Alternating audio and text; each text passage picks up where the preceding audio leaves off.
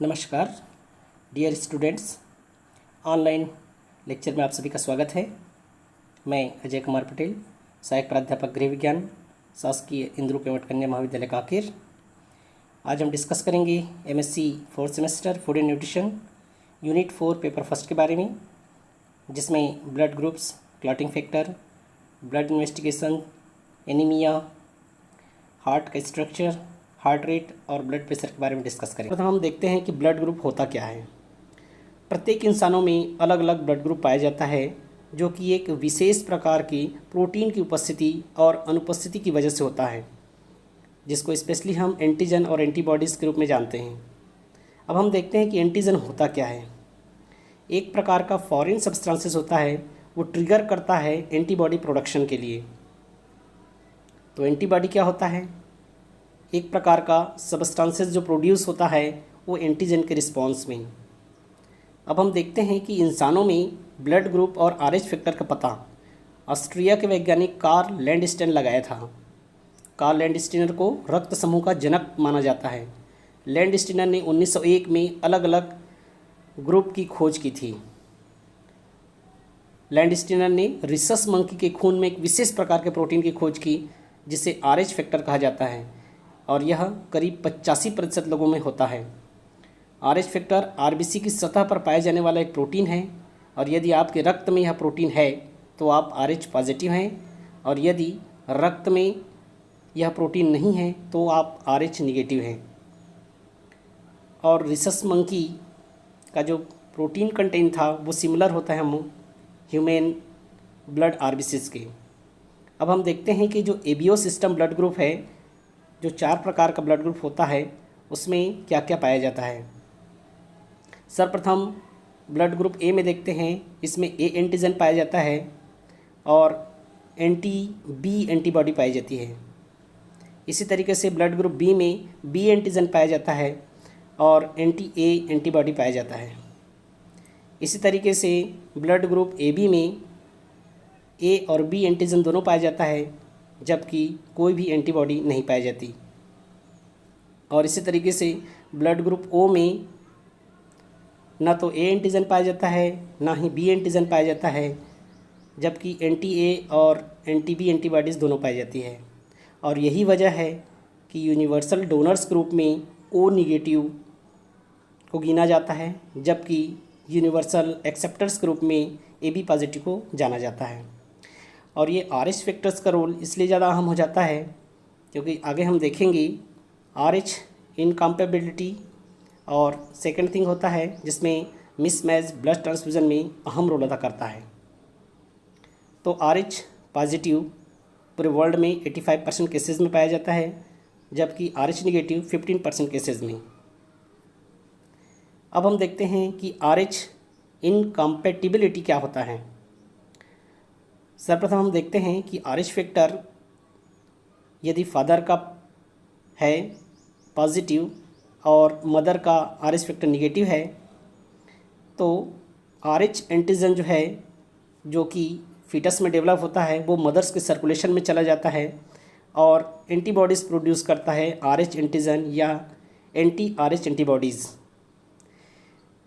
जैसे ही second pregnancy होता है तो मदर्स के बॉडी के सर्कुलेशन में आरएच एंटीबॉडीज़ पहले से होता है और वो प्लेसेंटा के थ्रू फीटल के अगेंस्ट में आरएच एंटीबॉडीज़ बना देता है, और जिसकी वजह से वो अटैक या डिस्ट्रॉय करता है फीटस के आरबीसी को, और उसकी वजह से सीवियर हेमोलाइसिस होता है। और इसी कंडीशन को एरिथ्रोब्लास्टोसिस फिटेलिस या फिर haemolytic disease of the fetus and newborn HDFN कहा जाता है। अगर हम बात करें कि सेंसिटाइजिंग इवेंट्स क्या क्या हो सकते हैं, तो इस कंडीशन में या स्पॉन्टेनियस या कंप्लीट या इनकम्प्लीट एबॉर्शन के कंडीशंस में, दूसरा इलेक्टिव एबॉर्शन के कंडीशन में, तीसरा ट्रॉमा की वजह से, चौथा इंट्रा यूट्राइन फीटल डेथ की वजह से, नेक्स्ट थिंग है इन्वेजिव प्रीनेटल प्रोसीजर एमनियोसेंटेसिस जो करते हैं उसकी वजह से भी आरएच इनकम्पेटिबिलिटी की वजह से सेंसिटाइजेशन हो सकता है। Delivery of RH positive baby या एक्टोपिक प्रेगनेंसी की वजह से सेंसिटाइज हो सकता है। अब हम देखें कि ये जो एंटी ऑरेंज एंटीबॉडीज़ बनता है फिटस के लिए मदर्स के द्वारा, जिसको हम एरिथ्रोब्लास्टोसिस फेटेलिस बोले, उसका लक्षण क्या क्या हो सकते हैं। ये बर्थ के समय पिलिया मसल टोन कम होना, बेबी का लेथार्जिक हो जाना, पूरे बॉडी पे स्वेलिंग या सूजन आ जाना, जिसको हम हाइड्रॉप्स फेटेलिस भी बोलते हैं, और बाद में हेमोलाइसिस होना या बिलिरुबिन की अत्यधिक मात्रा का पाया जाना। अब हम इसको डायग्नोस कैसे करेंगे। कूम्स टेस्ट होता है जो कि पॉजिटिव और निगेटिव। मैनेजमेंट का तरीका एंटी-डी इम्यूनोग्लोबुलिन्स लगा के। सेकंड थिंग हो सकता है फीटल ब्लड ट्रांसफ्यूजन के द्वारा, और तीसरा हो सकता है फोटोथेरेपी। इसीलिए आजकल मॉडर्न ट्रेंड्स में देखा गया है कि प्री मैरिटल RH फैक्टर का पता लगाना बहुत ज़रूरी हो गया है। अब हम देखते हैं कि ब्लड क्लॉटिंग या हीमोस्टेसिस क्या है। हीमोस्टेसिस इंश्योर करता है कोगुलेशन को, जो कि एक सॉलिड जेल की तरह होता है, और जहाँ पर चोट लगी रहती है, इंजरी होती है, वहाँ पे एक जाल का नेटवर्क बना लेता है और कोगुलेट कर देता है। या दूसरे शब्दों में कहें कि रक्त का थक्का जमना ही एक प्रकार का हीमोस्टेसिस या क्लॉटिंग है, और यह एक फिजियोलॉजिकल बैलेंस प्रोसेस है जो कि 4 भाग में हम इसको डिवाइड कर सकते हैं। सबसे पहला होता है जब भी हमारे शरीर में इंजरी या चोट लगता है तो सबसे पहले वेसल्स का कंस्ट्रक्शन होता है। कंस्ट्रक्शन होने की वजह से खून का निकलना कम हो जाता है, और धीरे धीरे कंस्ट्रिक्शन की वजह से अंदर क्लॉटिंग फैक्टर्स इकट्ठा होने लग जाते हैं, और ये जो प्लेटलेट्स है वो टिश्यू फैक्टर या कोगुलेशन फैक्टर थर्ड, जिसको हम थ्रोम्बोप्लास्टिन या थ्रोम्बोकाइनेज कहते हैं, वो रिलीज़ करता है, जो कि कैल्शियम आयन और विटामिन के से बहुत जल्दी एक्टिवेट होता है। और ये थ्रोम्बोकाइनेज जो इनएक्टिव फॉर्म रहता है हमारे शरीर में प्रोथ्रोम्बिन, उसको एक्टिव करता है थ्रोम्बिन फॉर्म में। और ये जो थ्रोम्बिन है वो नेक्स्ट थिंग कोगुलेशन का प्रोसेस को स्टार्ट करता है, और जो कि फाइब्रिनोजन रहता है सोल्यूबल फॉर्म में, उसको चेंज करता है फाइब्रिन इनसोल्यूबल फॉर्म में, और एक तरह से एक जाल का नेटवर्क बना लेता है, और हमारा इंजर्ड पार्ट है वो ब्लड निकलना बंद हो जाता है। इसके लिए 12 क्लॉटिंग फैक्टर्स हमारे शरीर में पाए जाते हैं, जो कि फाइब्रिनोजन फैक्टर नंबर 1 से लेके फाइब्रिन स्टेबलाइजिंग फैक्टर 12 तक होता है। कुछ हीमोस्टेसिस डिसऑर्डर्स भी पाए जाते हैं, जिसको हम देख सकते हैं। पहला हीमोफीलिया, जो कि डिसऑर्डर्स ऑफ कोगुलेशन का है। ये होता है क्लॉटिंग फैक्टर 8 की कमी की वजह से।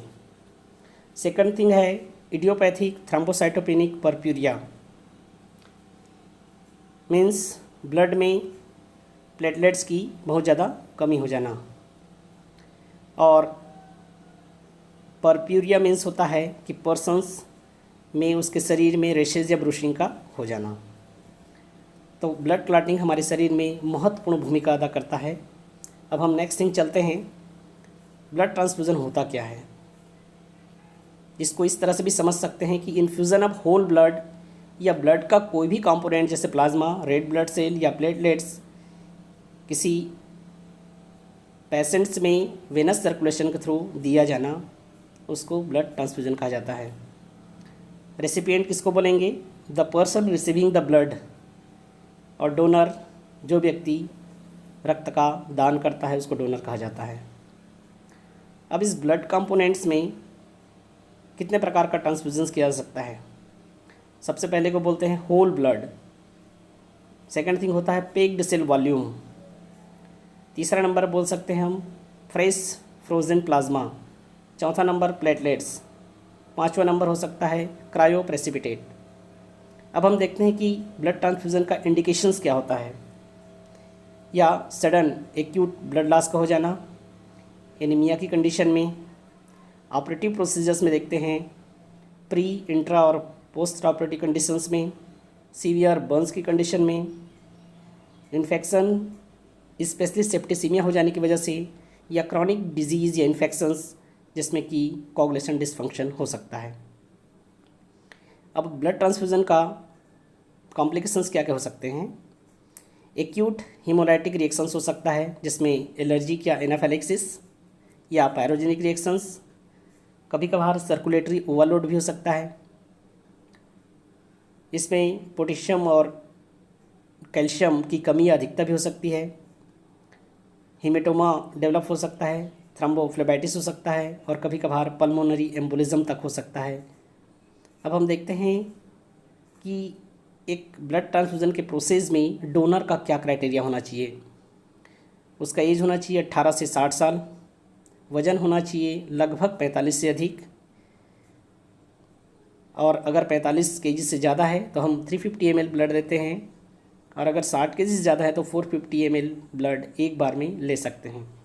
HB लेवल 12 ग्राम से ज़्यादा होना चाहिए, वाइटल साइंस सब नॉर्मल होना चाहिए और किसी भी प्रकार के इन्फेक्शंस डिजीज़ से दूर होना चाहिए, और उसका जनरल कंडीशन फेयर होना चाहिए, गुड हेल्थ होना चाहिए। अब हम देखते हैं कि ब्लड सेल इंडिसेस क्या होता है। किसी भी प्रकार की बीमारी का पता लगाने के लिए हम ब्लड की जांच क्यों कराते हैं। तो हम देखते हैं कि डायग्नोसिस ऑफ इन्फेक्शंस या एनीमिया की कंडीशंस में 2-3 चीज़ों का मेजरमेंट जरूरी है, जिसमें सबसे पहले देखते हैं हम रेड ब्लड सेल काउंट या हिमेटोक्रिट या हीमोग्लोबिन, जो कि एक डिराइव्ड फॉर्म बनाता है मीन कार्पस्कुलर वॉल्यूम, और दूसरा बनाता है मीन कार्पस्कुलर हीमोग्लोबिन कंसंट्रेशन। अब ये दोनों होते क्या है उसको हम देख लेते हैं।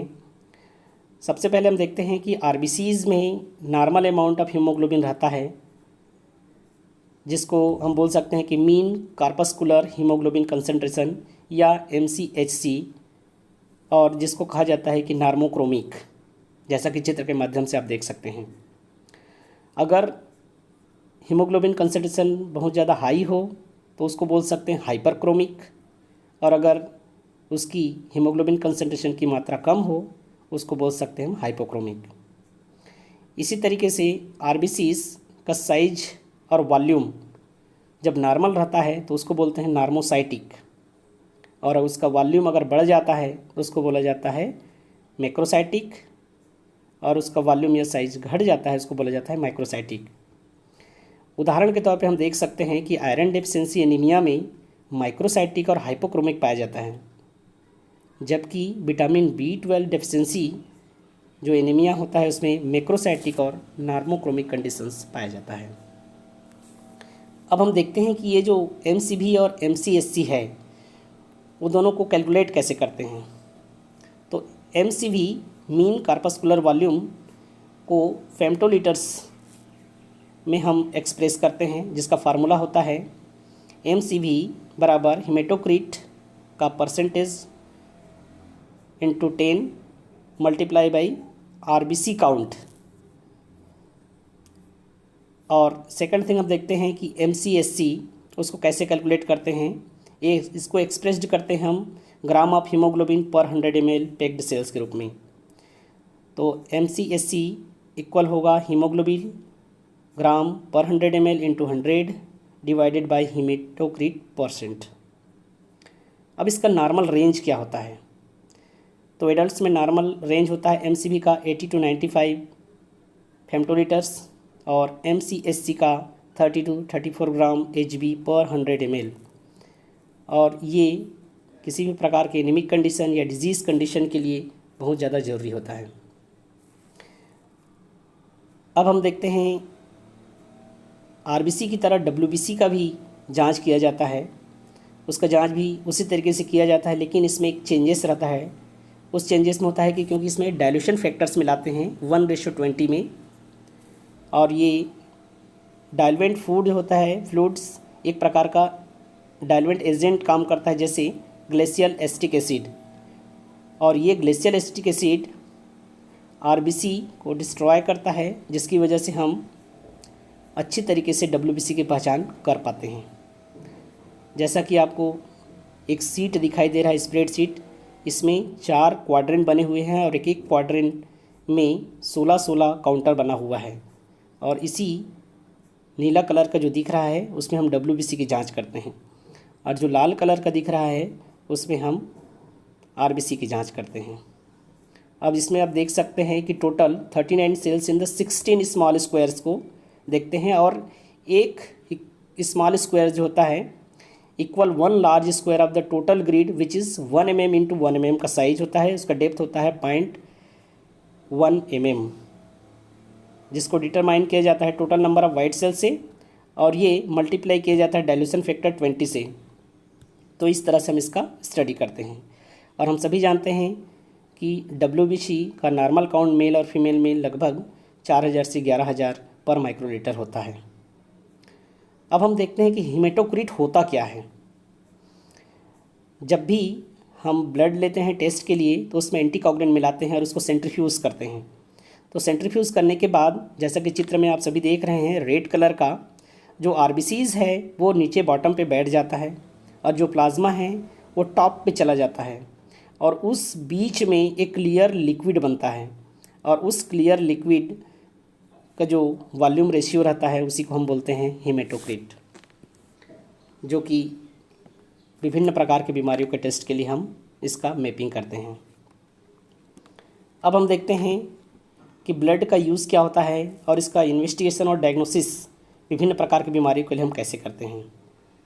सर्वप्रथम हम ब्लड को एनालाइज करते हैं तो उसका केमिकल और फिजिकल प्रॉपर्टीज़ को ध्यान देते हैं ताकि किसी भी प्रकार के बीमारी के बारे में एक्यूरेट पता लगाया जा सके। अब रीजंस क्या क्या हो सकते हैं पैथोलॉजी टेस्ट के। सबसे पहले है बीमारी का इलाज करने के लिए, दूसरा डिजीज़ प्रोग्रेशन का मॉनिटर करने के लिए, तीसरा प्रिवेंटिंग डिजीज़ को रोकने के लिए, चौथा डिटरमाइन करते हैं future risk of disease. For example के लिए हम देख सकते हैं कि कोलेस्ट्रॉल लेवल अगर अभी बढ़ा है तो भविष्य में हार्ट कैंसर का, ब्रेस्ट कैंसर का या किसी भी प्रकार के मेटाबॉलिक डिसऑर्डर्स होने की संभावना बढ़ जाती है। या नेक्स्ट थिंग हम देख सकते हैं और पर्पस के लिए कि adding research into new treatments and safety of treatment and procedures, नया चीज़ खोज करने के लिए, पता लगाने के लिए भी हम इसका टेस्ट करते हैं। अब ब्लड टेस्ट में कौन कौन से टेस्ट करते हैं और उसका टेस्ट का रीज़न क्या होता है, वैल्यू क्या होता है, इसको हम देख लेते हैं शॉर्ट में। सबसे पहले हम करते हैं कंप्लीट ब्लड टेस्ट, जिसमें RBC, WBC और प्लेटलेट्स का करते हैं। साथ ही WBC में जो डिफरेंशियल ल्यूकोसाइट काउंट होता है, 5 प्रकार के ग्रेनुलोसाइट्स और ए ग्रेनुलोसाइट सेल्स आते हैं, उसका हम स्टडी करते हैं और काउंट करते हैं। इसका पता लगाने का मुख्य उद्देश्य होता है कि इम्पॉर्टेंट इन्फॉर्मेशन मिलता है हमको किसी भी बीमारी का ओरिजिन और इटियोलॉजी के बारे में। दूसरा, कम्युनिकेबल और नॉन कम्युनिकेबल डिजीज़ को हम पहचान सकते हैं। तीसरा, किसी भी प्रकार के सर्टेन कैंसर्स की जो शुरुआत होती है उसको भी हम जान सकते हैं, या मॉनिटर कर सकते हैं ब्लड लॉस कितना हुआ है, या रेंज ऑफ इलनेस, इन्फेक्शन और डिजीज़ के बारे में हम कंप्लीट रूप से पता कर सकते हैं। दूसरा होता है ब्लड केमिस्ट्री टेस्ट, जिसमें होता है सीरम इलेक्ट्रोलाइट्स, ग्लूकोज और इलेक्ट्रोलाइट्स में स्पेशली सोडियम, पोटेशियम और कैल्शियम, जो पता लगाता है इमरजेंसी स्ट्रोक कंडीशंस का, पता लगाता है लीवर और किडनी फंक्शन टेस्ट का, और थर्ड थिंग हम डायग्नोस करते हैं नॉन कम्युनिकेबल डिजीज़ का। नेक्स्ट थिंग होता है कोagulation टेस्ट, जिसको हम बोलते हैं clotting time, bleeding time, prothrombin time, जिसका विशेष महत्व होता है कि ब्लीडिंग और क्लॉटिंग डिसऑर्डर्स में हम इसका महत्व समझ सकते हैं। एंटीकोagulation को मॉनिटर कर सकते हैं, और ख़ास करके किसी भी प्रकार का जो डोजिंग देते हैं मेडिसिन्स का, तो जैसे कि वारफेरिन, तो उसको मॉनिटर करने के लिए हम इस तरह के कोagulation टेस्ट का यूज़ करते हैं। नेक्स्ट थिंग होता है ब्लड लिपिड टेस्ट, जैसे कोलेस्ट्रॉल, टोटल लिपिड्स, HDL या LDL, जो कि एक प्रकार का गुड या बैड कोलेस्ट्रॉल कह सकते हैं हम उसको, जो हार्ट डिजीज़ और स्ट्रोक में देखने या पढ़ने को मिलता है, जिसके बारे में हम जान सकते हैं। लास्ट कंडीशन में कुछ ब्लड टेस्ट भी और कराते हैं जो कि स्पेसिफिक होता है, जैसे antibody test, blood culture, creatinine test, haemoglobin, electrolytes, serological test जिसमें VDRL, हेपेटाइटिस, HIV और टॉक्सिकोलॉजिकल स्क्रीन करते हैं। अब हम देखते हैं बहुत ही महत्वपूर्ण टॉपिक जो हमारे भारत देश में खास करके किशोरी बालिका और गर्भवती महिलाओं में पाया जाता है, वो है एनीमिया। शॉर्ट में देखें तो एनीमिया रेड ब्लड सेल्स की डिफिशेंसी की वजह से, या रैपिड ब्लड लॉस की वजह से, या आरबीसी का स्लो प्रोडक्शन होता है हमारे बॉडी में, उसकी वजह से होता है। इसका कॉमन कॉज देख सकते हैं और टाइप देख सकते हैं। तो सबसे पहले टाइप्स देखते हैं। पहला नंबर है हेमरोजिक या ब्लड लॉस एनीमिया, जो कि क्रॉनिक ब्लड लॉस की वजह से हो सकता है, या हमारा बॉडी इनफ आयरन को एब्जॉर्ब नहीं कर पाता, या RBCs with two little HB, बहुत कम एचबी उस आरबीसी में पाया जाता है। Second thing aplastic anaemia, bone marrow हमारा फंक्शन करना बहुत कम कर देता है, चाहे वो एक्सरे या रेडिएशन ट्रीटमेंट की वजह से हो, चाहे केमिकल्स की वजह से हो, चाहे कुछ सेंसिटिव ड्रग्स की वजह से हो, चाहे न्यूक्लियर एक्सपोजर की वजह से हो। नेक्स्ट थिंग देखते हैं आयरन डेफिशिएंसी एनीमिया। ये होता है इनएडिक्वेट डाइटरी इंटेक की वजह से आयरन या उसका इंटेस्टाइनल एब्जॉर्प्शन कम हो जाता है बॉडी पे, या एबनॉर्मल आयरन या ब्लड लॉस हो जाता है अचानक, और ये आरबीसी इसमें इंडिकेट्स करता है आयरन डेफिशिएंसी में हाइपोक्रोमिक और माइक्रोसाइटिक। अब हम देखते हैं मेगालोब्लास्टिक एनीमिया। मेगालोब्लास्टिक एनीमिया का मेन कारण होता है less availability of vitamin B12, folic acid और intrinsic factors of stomach mucosa का अवेलेबल होना कम हो जाना। सेकेंड थिंग, इसमें सेल्स का साइज जो है वो बड़ा हो जाता है, ग्रो हो जाता है, या ऑड सेपरेट हो जाता है, इसीलिए इसको मेगालोब्लास्टिक बोलते हैं। लास्ट थिंग हम देखते हैं हीमोराइटिक एनीमिया। इसमें हीमोराइटिक में सेल्स जो है फ्रेजाइल हो जाता है, रप्चर हो जाता है बहुत से रीज़न से, कभी कभी हेरिडिटरी की वजह से भी होता है, या स्पोरोसाइटोसिस की वजह से, या सिकल सेल एनीमिया जिसमें आरबीसी का साइज सिकल का हो जाता है, और RH इनकम्पैटिबिलिटी में भी इस तरह की हीमोराइटिक एनीमिया या हीमोलाइसिस देखने को मिलता है। एनीमिया का लक्षण क्या होते हैं, साइन सिम्टम्स क्या हो सकते हैं? तो पेलनेस हो सकता है कंजक्टाइवा पे, टंग पे, शाफ्ट पैलेट पे, स्किन पे, थकान महसूस हो सकती है, शॉर्टनेस ऑफ ब्रीथ या हल्का सा हेडेक होना, चक्कर आना, हार्ट बीट का बढ़ जाना, हीमोग्लोबिन लेवल 9 ग्राम परसेंटेज से कम हो जाना, और अत्यधिक खून की कमी होने की वजह से हमारे उंगलियों के जो नाखून है वो चम्मच से, जिसको हम कोयली निकिया भी बोलते हैं। एनीमिया को प्रिवेंट कैसे कर सकते हैं? सबसे पहले तो ट्रीट द कॉज, और सेकेंड थिंग डिजीज़ प्रिवेंशन के बारे में हम पहले सोचेंगे। नेक्स्ट थिंग, अगर कॉज का पता चला गया तो सप्लीमेंटेशन देंगे, फूड फोर्टिफिकेशन के बारे में, डाइटरी डाइवर्सिफिकेशन के बारे में देखेंगे अलग अलग, फिर एजुकेशन या बिहेवियर चेंज, कम्युनिकेशन, ताकि उसके कारण का पता लगाने के बाद उसको चेंज किया जा सके। नेक्स्ट हम देखते हैं हेल्थ केयर, लोगों की प्रॉपर सुरक्षा और केयर की जिम्मेदारी रहने से एनीमिया को हम दूर कर सकते हैं।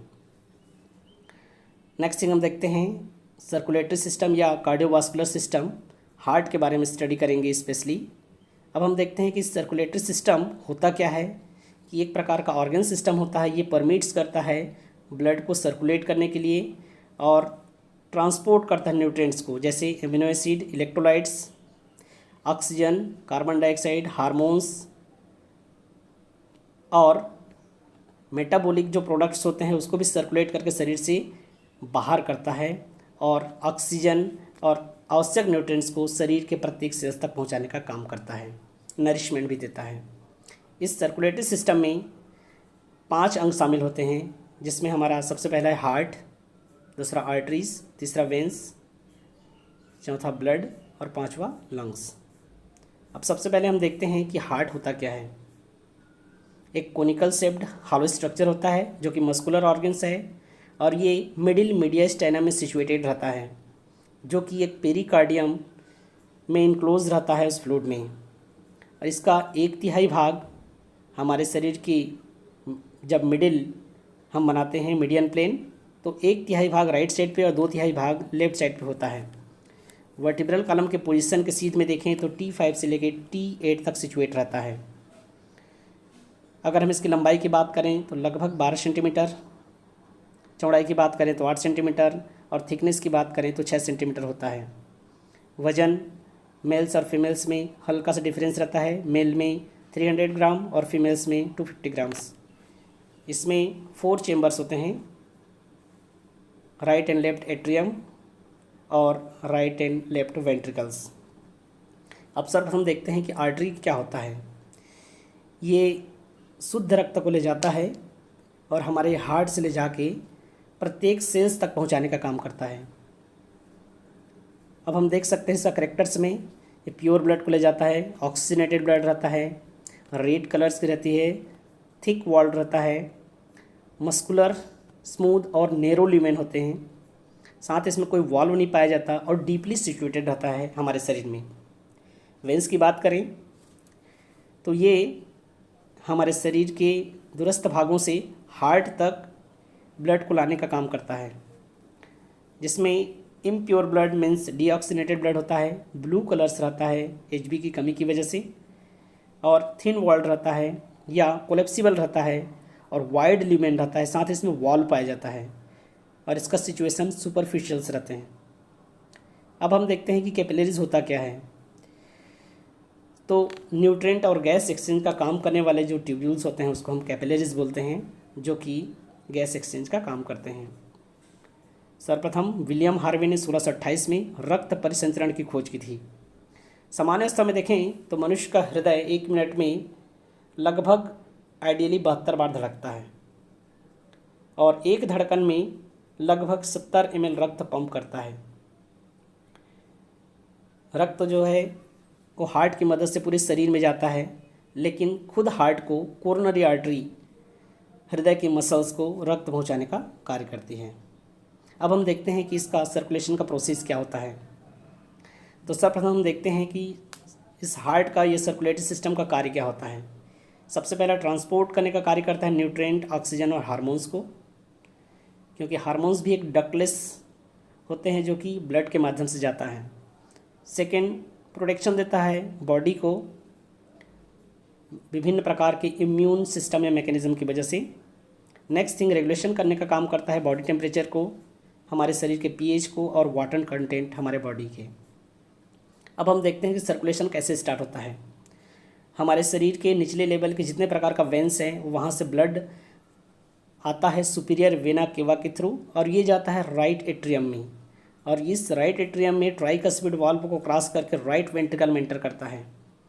फिर यहाँ से पल्मोनरी वाल्व के थ्रू ये पल्मोनरी आर्टरी से होते हुए लंग्स में चला जाता है और यहाँ से जो प्यूरीफाई होता है ब्लड और ऑक्सीजनेटेड होता है, जिसकी वजह से पल्मोनरी सर्कुलेशन के थ्रू ये पुनः शुद्ध रक्त लेफ्ट एट्रियम में एंटर करता है और उसके बाद राइट वेंट्रिकल्स में जाता है। फिर ये अओर्टा के थ्रू हमारी बॉडी के जितने प्रकार के सेल्स रहते हैं उसमें शुद्ध रक्त ये पहुंचता है। तो इस तरह से एक सबसे व्यस्ततम हमारे शरीर का अंग होता है और 5 से 6 लीटर ब्लड हमारे शरीर में टोटल पाया जाता है। बात करें कार्डियक आउटपुट क्या होता है, तो ये ब्लड का अमाउंट होता है जो पंप किया जाता है ईच वेंट्रिकल पर मिनट, वेंट्रिकल्स के द्वारा पर मिनट में कितने बार।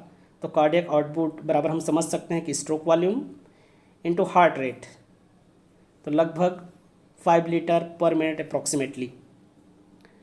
पेस मेकर क्या होता है या एसे नोड क्या होता है कि हमारे शरीर में हार्ट में एक विशेष प्रकार का डेवलप्ड टिश्यूज पाया जाता है जो जनरेट करने का काम करता है रिदमिक इम्पल्सेस, जिसकी वजह से इनवॉलंटरी कंट्रोल होते हुए हमारा हार्ट 24/7 चलते रहता है।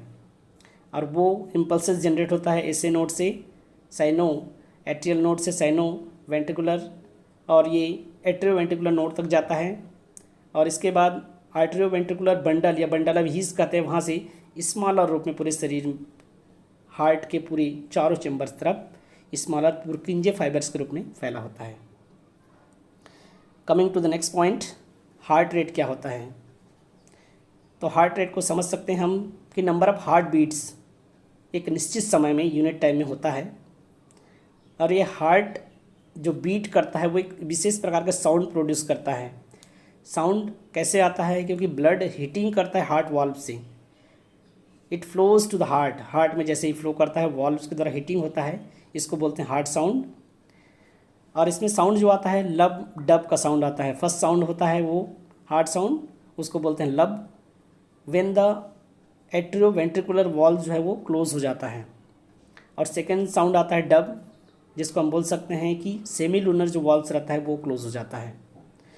और इस लब डब एक हार्ट साउंड में लगभग 0.8 सेकंड का समय लगता है पर बीट्स में।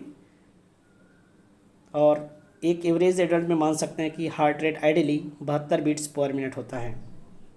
अब हम देखते हैं कि कार्डियक साइकिल होता क्या है।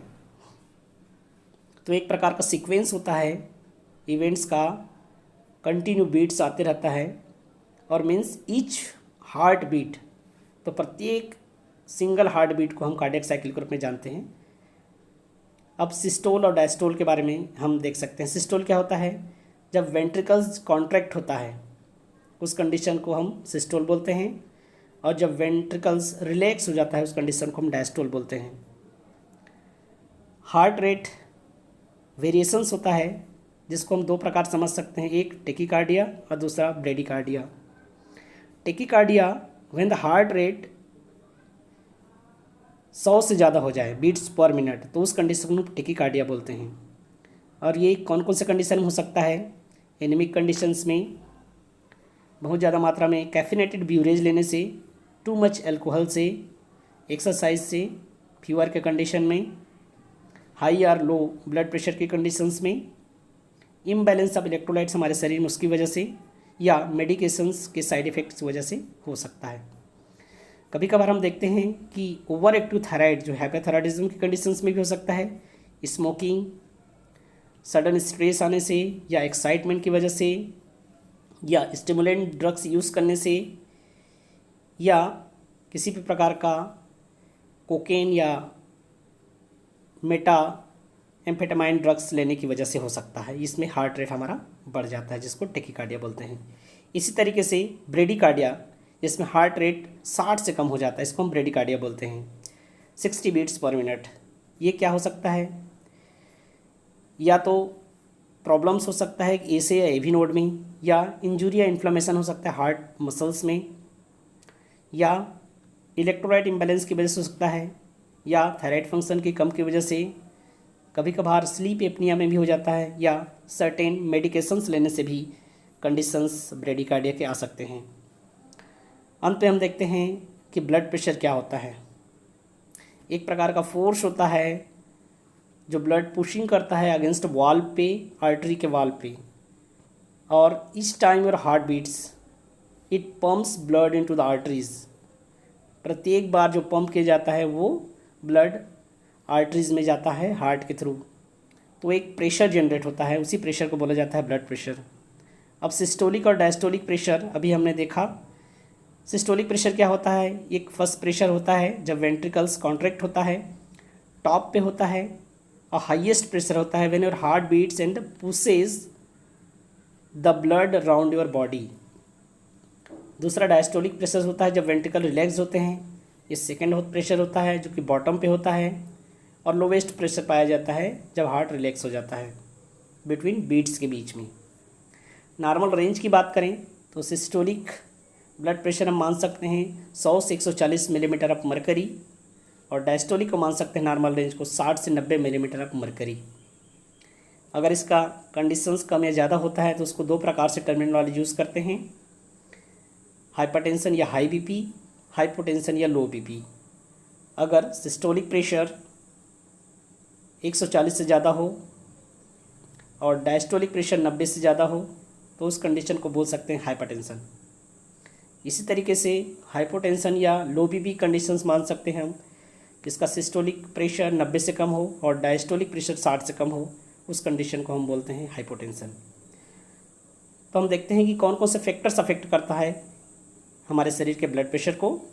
किसी भी प्रकार का बीमारी की कंडीशन में उम्र पे इफेक्ट करता है, क्योंकि हमारी बॉडी पे जो आर्टरीज और वेंस पाए जाते हैं उसको ट्यूब्यूल्स जो रहता है वो रिजिड हो जाता है बाद में। हेरिडिटरी कंडीशंस भी हो सकता है, ब्लड वॉल्यूम की वजह से भी हो सकता है।